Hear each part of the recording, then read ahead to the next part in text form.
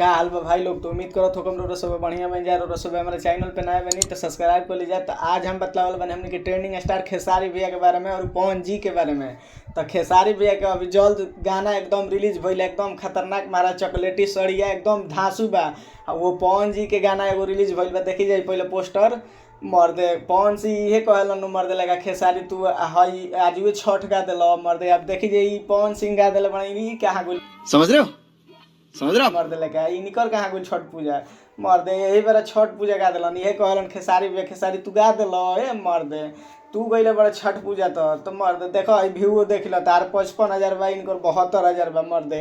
का बतिए खेसारी भैया के 2 घंटा में 72,000 मर्दे या तार हई 13 घंटा में मर्दे लेके हई बहुए 55,000 व्यू मर्दे। ये कहलो हम अपना के पावर स्टार बाप को भेज, तेरे बस की बात नहीं। ये स्टार मर्दे जवन चॉकलेटी सड़िया आवत नु एकदम खतरनाक बा। चॉकलेटी सड़िया के जवाब नहीं खे मर्दे। का हम व्यू में मर्दे व्यू में का बतिएबा पवन तू मर्दे लगा खेसारी भैया से। खेसारी भैया के दबावल अभी कोनो जन पैदा निकल भइल मर्दे।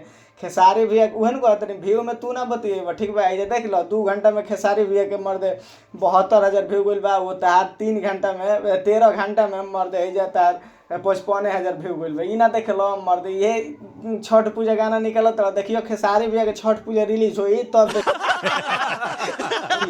अभी तो ये तो फिल्मिया में के गाना रिलीज होता है मर्दे। चुमा चुमा फिल्म राजा राम मूविया के चुमा चुमा एगो बाई रहे वो गजब व्यू जाता है। ई आइल बट मर्दे का हम कहीं तारल मर्दे। इहो जवन गाना आइल बनू एकदम खतरनाक आइल बा मर्दे लेका चॉकलेटी सड़िया जवन आइल बा गाना नु गाना के जवाब नहीं खे। अब का हमरो सबसे कहीं मर्दे गाना जवन बनल बनू ई दोसरा बस के बात नहीं खे मर्दे। जवन खेसारी भैया कह दिहनु तवन पवनो सिंह से ना होई, हम थापा मार देते नहीं है ठीक बा मर्दे।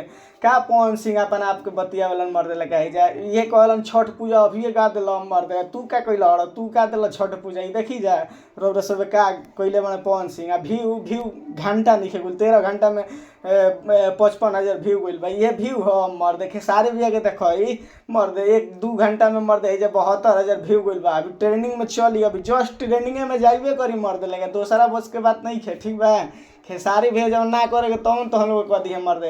ये कहलो मर्दे गा दिल अभी खेसारी तू छठ पूजा मर्दे। तू का कह दिल अभी खेसारी भैया के तो अभी गाना में भोजपुरी रिलीज होता तो एकदम मर्दे अभी कह दिल हई कह दिल हऊ कह दिल मर्दे। तू मार छठ पूजा देखते रिलीज कह दिल अभी तार 13 घंटा भइल मर्दे तार 55,000 व्यू गइल बा। खेसारी भैया के आवे तो छठ पूजा देखिए कितना व्यू जाई व्यू मर्दे। का हम तारा कहीं मर्दे दोसरा कोई के बस के बात नहीं खे। खेसारी भैया ये ट्रेंडिंग स्टार मर्दे हिट मशीन नु हने खेसारी भैया। खेसारी भैया के दबाव वाला भी कोनो जना पैदा निखन भइल जा मर्दे थापा मार देता नहीं ठीक बा।